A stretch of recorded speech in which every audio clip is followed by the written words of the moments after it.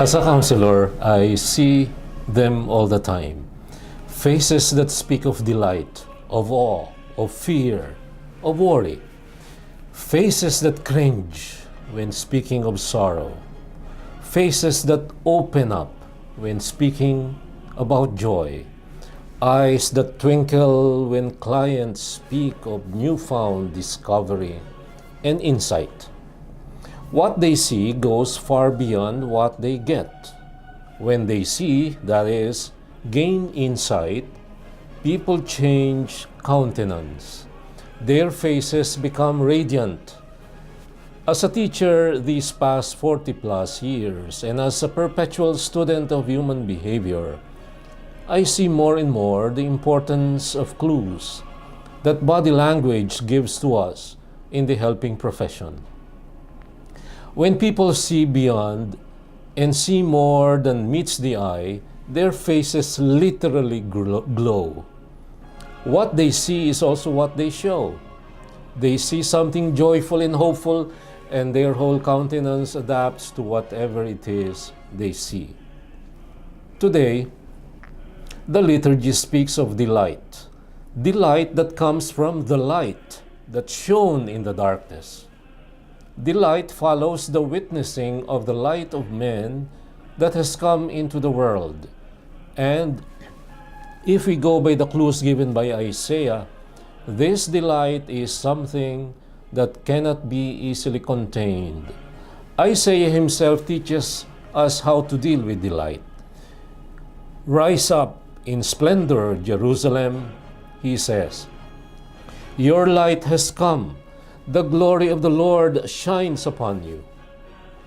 I remember vividly one Christmas Eve when I was probably no more than 3 or 4 years old. Dad was coming home. Santa was bringing me some gift, or so I thought. Among a few other items, I remember there was a blue jacket. That night when Dad came, I was already sound asleep. But I was roused from sleep, and so I rose, and I must have been a picture of delight. I know, or else I wouldn't have remembered it. Back in the day when I was national chaplain of the Catholic Scouting movement, I attended several national jamborees. All of them were different in some senses, but all of them were the same in other senses.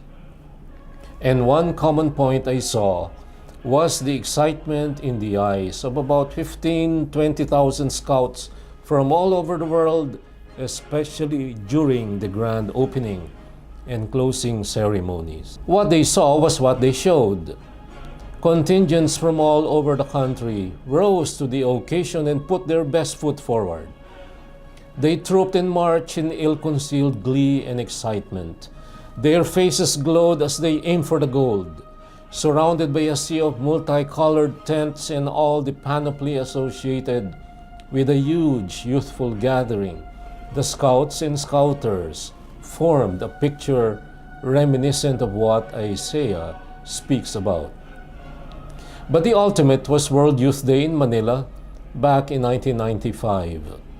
More than 5 million people trooped to the Luneta, filled all available thoroughfares surrounding it, and seemed, as far as I'm concerned, to be radiant at what they saw. Even Pope St. John Paul II was beaming with delight. Epiphany has to do with showing, revealing, making known. Epiphany has to do with someone seeing, beholding, and capturing the sights and sounds of what is revealed for all to see. Epiphany is some kind of a gift of sighting. In the divine Epiphany that we celebrate today, God gives a glimpse of who He is. God shows a sliver of what He is for us, a trace of what He is in Himself, and who He is in relation to the external created world. But the gift of sighting won't go very far if it is not accompanied by the mutual gift of seeing.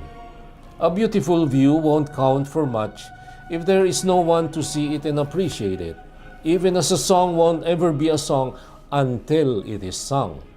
Epiphany demands a good eyesight, The Epiphany happened because there were wise men who went out in search in the first place.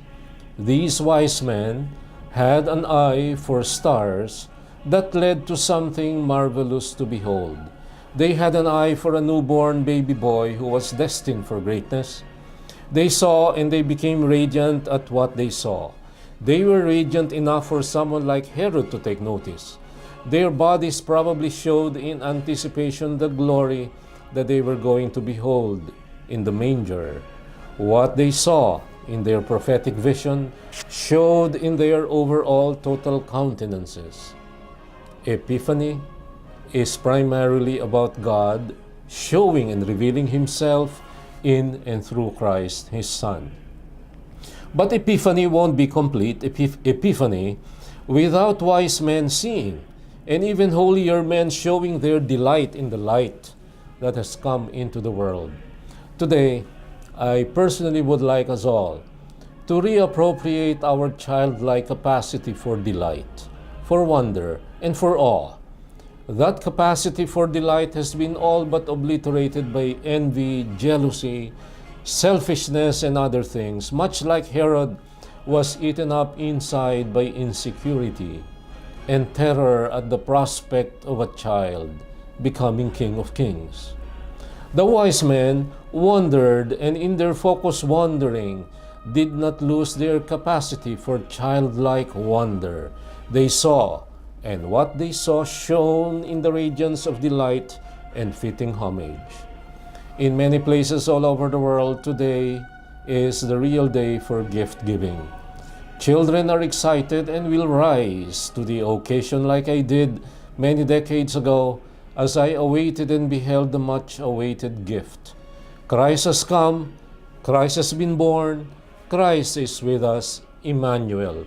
But most of us have lost that capacity to see, and we have ceased our wandering in search for the truth, and our capacity to wonder at the truth that is really staring us in the face.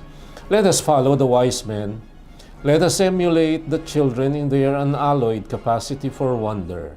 Let us go on in our search, and let us open our eyes to behold the truth, and thus take delight in the light that has come to pierce the darkness, and we shall be radiant at what we see. And this, my dear friends, is your Kalakbay at Katoto in this week's episode of Puso sa Puso, wishing you a blessed Sunday and happy feast day of the Epiphany.